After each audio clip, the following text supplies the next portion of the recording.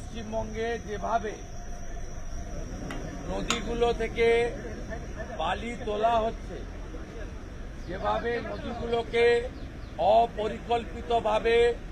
খনন করা হচ্ছে, যেভাবে জাতীয় জলপথকে নষ্ট করা হচ্ছে,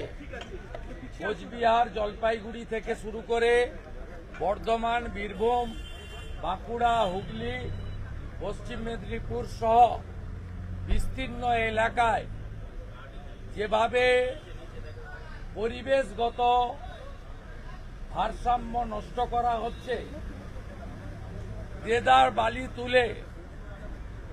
বিরাট দুর্নীতি সিন্ডিকেট চলছে এবং যে দুর্নীতি করছিলেন মিস্টার গান্ধী, তাকে আবার কালকে চোরেদের রানী মমতা ব্যানার্জি ফিরিয়ে এনেছেন ওই দপ্তরে। আমি সুনির্দিষ্টভাবে মাননীয় পরিবেশ মন্ত্রীর হস্তক্ষেপ দাবি করেছি এবং তিনি আমাকে বলেছেন যে তিনি এই বিষয়ে তার দপ্তর এবং তার দপ্তরের অধীন যে সমস্ত সংস্থা রয়েছে তাদের তিনি পাঠাবেন